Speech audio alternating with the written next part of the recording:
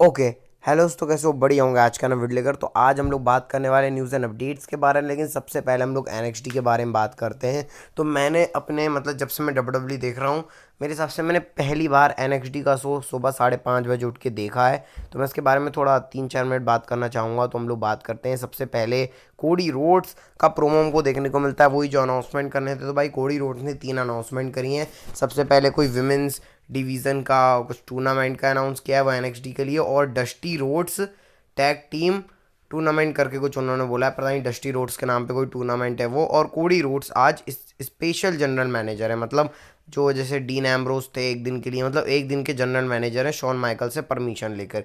जैसे ही Cody Rhodes आगे जाते हैं, एनएक्सटी चैंपियन ड्रैगनो आ जाते हैं भाई। ड्रैगनो आके हाथ मिला रहे हैं, तभी रे मिस्टीरियो और रिया रिप्ली आ गई। रे मिस्टीरियो नहीं, सॉरी, डोमिनिक मिस्टीरियो और रिया रिप्ली। डोमिनिक अपनी बात कर रहे हैं। इसके बाद भाई कोडी रोड्स जो हमारे जनरल मैनेजर हैं, उन्होंने एक मैच फिक्स कर दिया एनएक्सटी चैंपियनशिप के लिए, ड्रैगनो वर्सेस डोमिनिक मिस्टीरियो के बीच में। और स्पेशल गेस्ट रेफरी हैं एले नाइट, तो भाई एले नाइट भी हैं, तो ठीक है। इसके बाद हमको देखने को मिलता है आस्का वर्सेस रॉक्सिन के बीच में मैच, और इस ज़्यादा मैच के बारे में बात नहीं करूंगा भाई। आस्का जीत गई हैं इस मैच को। कियाना जेम्स ने अटैक कर दिया उसके रॉक्सी के ऊपर, तो सॉजी ब्लैक हार्ट बैची हुई थी वहाँ पर, तो उन्होंने उनके ऊपर अटैक कर दिया। तो इससे ज़्यादा कोई हमको मतलब भी नहीं है भाई साहब। इसके बाद अब मैच आता है एनएक्सडी में थंब रूल मैच करके, जिसमें ब्रॉलिंग ब्रूट्स और पता नहीं एक और कोई था, और ग्यूगीस की कोई टीम थी, नाम इनका याद नहीं आ रहा क्योंकि मैं ज़्यादा एनएक्सटी ट्यून नहीं करता। लेकिन क्या कमाल का मैच था भाई। मतलब ये बहुत खतरनाक मैच था, जिसके अंदर भाई देख सकते हो आप लोग ये उसका यूज़ कर रहा है स्टिंग का। इसके बाद भाई 30 बीट्स इन्होंने बजा दी। इसके बाद भाई इन्होंने टेबल पे पटक के पिन भी कर दिया। मतलब इस मैच को मैं रिकमेंड करूँगा, ज़्यादा बात करूँगा नहीं क्योंकि बहुत कमाल का मैच था। और भाई एनएक्सटी के अंदर ऐसे मैचेस भी हमको देखने को मिलते हैं, मैं आपको रिकमेंड करूंगा भैया इस मैच को देखो, प्रॉपर एंटरटेनिंग स्टफ था। इसके बाद हमको जॉन सीना देखने को मिलता है एनएक्सटी के अंदर, और जॉन सीना क्राउड को बोलते हैं कि ये मेरा one of the best crowd है। और भाई मैं क्राउड के बारे में थोड़ा बोलना चाहूँगा।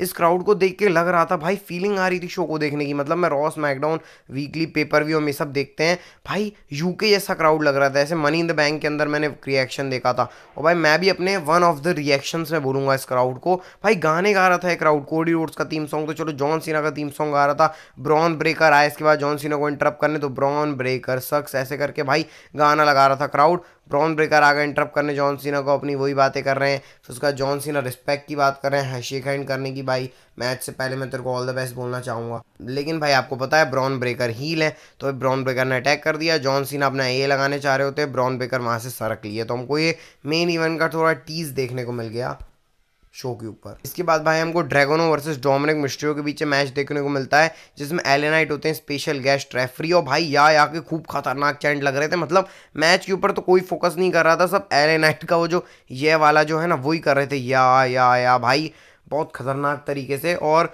मैच को तो किसी ने ज़्यादा ध्यान नहीं दिया, लेकिन मैच अच्छा था भाई। डोमिनिक मिस्ट्रियो ड्रैगनो को देख के गंथर जैसी वाइब आती है। रिया रिप्ली का इंटरप्शन रहेगा, जेडी मैकडोना भी आए, और पूरा इंटरप्शन चल रहा था भाई।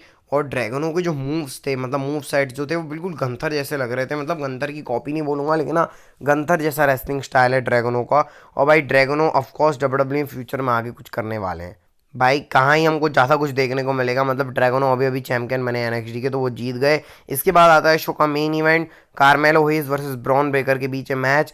कार्मेलो हेज जॉन सीना आते हैं, भाई पॉल हेमन आते हैं लेडीज एंड जेंटलमैन करके, my name is Paul Heyman, और मैं रोमन रिंग्स का वाइस मैन हूँ। ब्रॉन ब्रेकर को इंट्रोड्यूस करते हैं रेसलमेनिया मेन इवेंटर करके। इसके बाद हमने पहले बैक स्टेज में भी पॉल हेमन को देखा था। तो भाई ब्रॉन ब्रेकर की आज चांदी हुई। और मैं ब्रॉन ब्रेकर के बारे में कुछ बोलूँगा। ब्रॉन ब्रेकर, मैं बता रहा हूँ आपको, डब्ल्यूडब्ल्यू के अंदर बहुत बड़ा नाम होने वाले हैं, और ये गारंटीड है अगर डब्ल्यूडब्ल्यू कुछ कचरा ना करे। अब वो मैं नहीं जानता भाई, जैसे कई सुपरस्टार के साथ कचरा हो गया है तो वैसा ना कर दे, लेकिन अगर डब्ल्यूडब्ल्यू सही करेगी तो ब्रॉन ब्रेकर कंपनी का फेस बन सकता है आने वाले 10 सालों के अंदर। तो ये भाई मैंने अपनी बोल्ड प्रिडिक्शन कर दी है। मैच के बारे में ज़्यादा बात करूंगा नहीं क्योंकि ठीक ठाक सा मैच था। मैच के ऊपर हमारा फोकस ही नहीं था, फोकस था पॉल हेमन और जॉन सीना के ऊपर। मैच तो ऐसे ही डल गया था।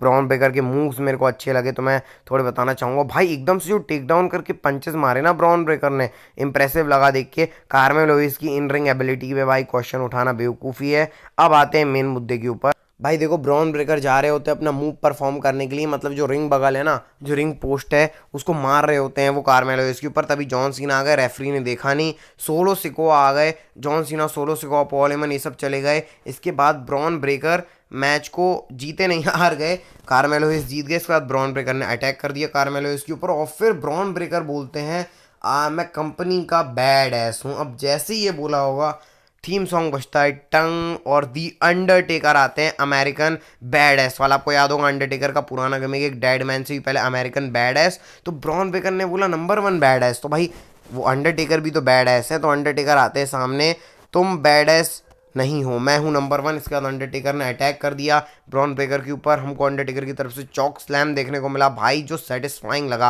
अंडरटेकर एनएक्सटी के ऊपर लाइव, जो हमने एनएक्सटी का प्रोमो देखा था उसमें आखिरी में टन बजा था ना, वो अंडरटेकर के लिए था भाई। और हम एक्सपेक्ट कर रहे थे अंडरटेकर आएंगे। फंबल कर रहा हूँ क्योंकि भाई अंडरटेकर को देखकर मेरे भाई गूज बम्स आ गए थे। इसके बाद क्या होता है भाई, अंडरटेकर और कार्मेलो हेस सेलिब्रेट कर रहे होते हैं अपनी विक्ट्री को, और एक मूव भी किया था उन्होंने, मतलब जाते आते, वो ये आपने स्क्रीन के ऊपर देख सकते हो भाई, जाते आते कार्मेलो हिस और अंडरटेकर ने वो जो फीस्ट बम्प है वो भी किया। मतलब ये एक्सक्लूसिव था एनएक्सटी खत्म होने के बाद। तो भाई एनएक्सटी आज का शो अच्छा लगा, और ये पूरा एनएक्सटी की मैंने इंपॉर्टेंट बात बता दी, मतलब पूरा शो ही बता दिया आपको। अब डायनामाइट के बारे में थोड़ी सी बात कर लेते हैं भाई। डायनामाइट के अंदर हमको नई विमेंस चैंपियन देखने को मिली, मतलब सायरा विमेंस चैंपियनशिप से हट गई हैं।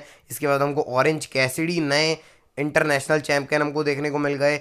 इसके बाद भाई हमको ये तो है ही था, स्पॉट और क्रिश्चियन भी थे शो की ओपनिंग में। इसके बाद डैनियो ब्रायन क्रिश्चियन एज वाला सेगमेंट भी हुआ, जिसमें एज और डैनियो ब्रायन का रिन्यू हो गया, और एज ने मतलब एज ने अपना पहला मैच AEW के अंदर जीत लिया है। लूचा सोरस को एज ने हरा दिया। तो भाई ये हुआ था ऑल लीड का डायनामाइट का आज का शो, टोनी खान के बर्थडे के दिन। तो भाई हम भी हैप्पी बर्थडे विश कर लेते हैं। और ये था एनएक्सटी का शो। और मैं आपको इतना बताता हूँ, जो कोडी रोड्स वाला सेगमेंट था ना एनएक्सटी के अंदर, जिसने शो को किक ऑफ किया था, उसमें 1.3 मिलियन व्यूवरशिप आ चुकी है, और कोडी रोड्स ने हीट करके भी शुरू किया था। आपको याद होगा जे उसो कोडी रोड्स का था वो। तो इस तरीके से एनएक्सटी और AEW के बारे में मैंने आपको बता दिया। अब चलते हैं भाई स्टोरीज के ऊपर। तो सबसे पहली स्टोरी आपने स्क्रीन के ऊपर देख सकते हो भाई, स्पोर्ट्स की रन डाला है PW इनसाइडर की तरफ से। ये अपडेट है कि ट्रिपल एज अब मतलब एंडेवर जब से आई है ना, तब विंस मैकमैन का जो क्रिएटिव रोल है वो खत्म हो चुका है। ट्रिपल एच को क्रिएटिव रोल मिल चुका है 99.9%। अब इसका मतलब क्या है, देखो भाई, एक मैंने आपको पहले बताया था, एक क्रिएटिव होता है और एक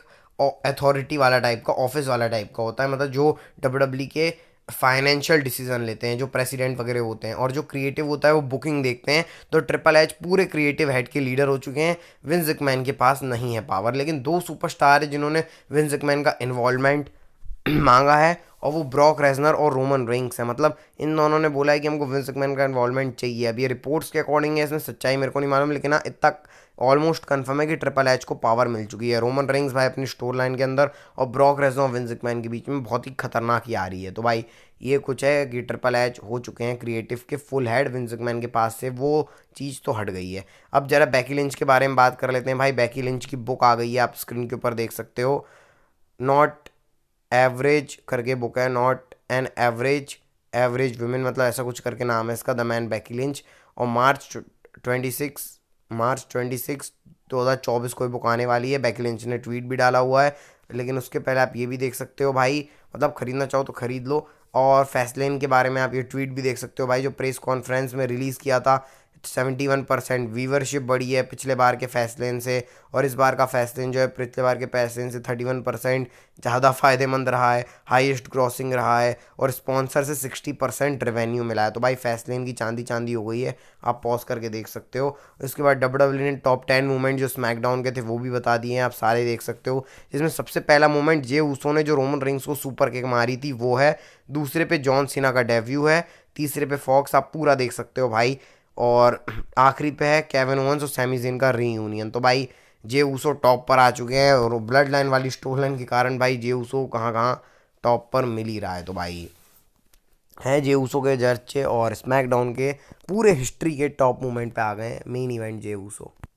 भाई ड्रैगन ली के बारे में अपडेट ये है, Dragon Lee officially SmackDown roster के मेंबर हो चुके हैं। या आप वो ग्राफिक देख सकते हो, WWE का ऑफिशियल है। तो भाई कॉन्ग्रेचुलेशन ड्रैगन ली, आप स्मैकडाउन आ चुके हो। वैसे रेमस शो ने बोला भी था कि लूचा लिबरे का फ्यूचर है ड्रैगन ली, और भाई इस लेगेसी को आगे WWE को ले जाना ही पड़ेगा। अब जरा रैंडी ऑर्टन के बारे में बात कर लेते हैं भाई। रैंडी ऑर्टन के बारे में एक मेजर अपडेट है।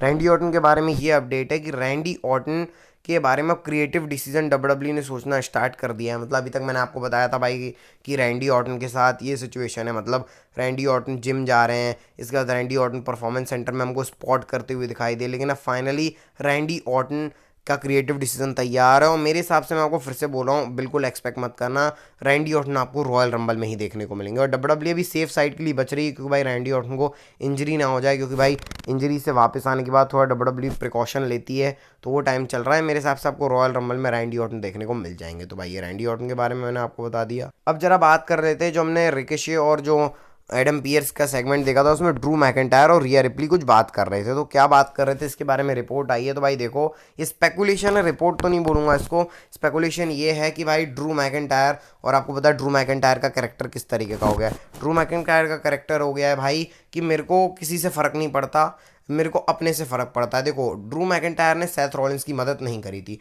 ड्रू मैकेंटायर को लग रहा था कि भाई ये मनी इन द बैंक का ब्रीफ केस कैश इन कर लेगा तो मेरा और सेथ रॉलिंस का मैच नहीं होगा। तो ड्रू मैकेंटायर का बिजनेस था। ड्रू मैकेंटायर सीधा कहना मैं किसी के बिजनेस में नहीं घुसूंगा और कोई मेरे बिजनेस में ना जाए। मतलब एक मॉडर्न टाइप ना, ड्रू मैकेंटायर एक प्योर बेबी फेस है और ना हील है। मतलब डब्ल्यूडब्ल्यू ड्रू मैकेंटायर को कुछ मिडिल रख रही है, जैसे आजकल का जो ज़माना हो गया है, किसी को किसी से फ़र्क नहीं पड़ता, उस टाइप का कैरेक्टर। और बिजनेस के मामले में आपको पता है जजमेंट डे बहुत आ गया भाई, अभी उन्होंने ब्लड लाइन के साथ बिजनेस डील करी, तो उसी के साथ ड्रू मैकेंटायर के भी साथ कुछ बिजनेस डील कर सकती है जजमेंट डे। जैसे कि हमने मिस और बॉबी लैशली के बीच में देखा था एलिमिनेशन चेंबर के अंदर, आपको याद होगा भाई, जब बॉबी लैशली ने मिस को एलिमिनेशन चेंबर का एक मूवमेंट दिया था और उसके बाद मिस और बॉबी लैशली के बीच में मैच हुआ था, बॉबी लैशली ने वो चैंपियनशिप ले ली थी मिस से। तो ऐसी ड्रू मैकेंटायर भी कुछ कर सकते हैं कि भाई जजमेंट डे डेमन प्रीस्ट को एक मूवमेंट दे दें और फिर उसका डेमन प्रीस्ट से बोले मेरे को फिर अगला, मतलब मैं फिर तेज पास आऊँगा चैंपियनशिप के लिए। तो कुछ ऐसा डील वील कुछ हो जाए, इसमें दोनों का फ़ायदा हो, तो ऐसा कुछ डील पकड़ी है। वैसे 100% तो नहीं श्योर हूँ, लेकिन हाँ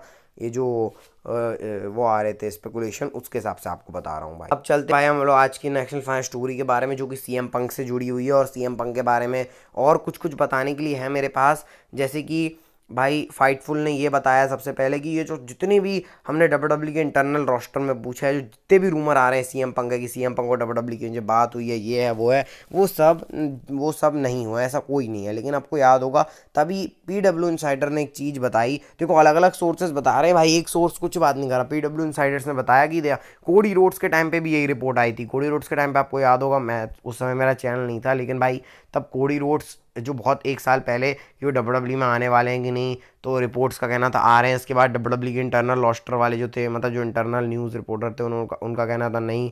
और इसके बाद भाई एरिक बिशॉफ ने बोल दिया है कि सीएम पंक आए ना आए डब्ल्यूडब्ल्यू में कोई फ़र्क नहीं पड़ता। सोच रहे हो भाई, एरिक बिशॉफ ने इतना बड़ा कमेंट दे दिया कि सीएम पंक आए ना आए हमको कोई फ़र्क नहीं पड़ता। और सीएम पंक की फाइल फ्यूड मैंने आपको बताया सेथ रॉलिंस के साथ होगी। तो ये कुछ सीएम पंक के बारे में अपडेट थी। ये वीडियो अच्छी लगी, इस वीडियो को लाइक सब्सक्राइब कर देना। लंबी हो गई भाई वीडियो, क्योंकि न्यूज़ भी बतानी थी, एनएक्सडी और एईडब्ल्यू का भी थोड़ा कुछ कवर करना था। तो भाई मैंने पूरा आपको माल मसाला दे दिया 13 मिनट के अंदर।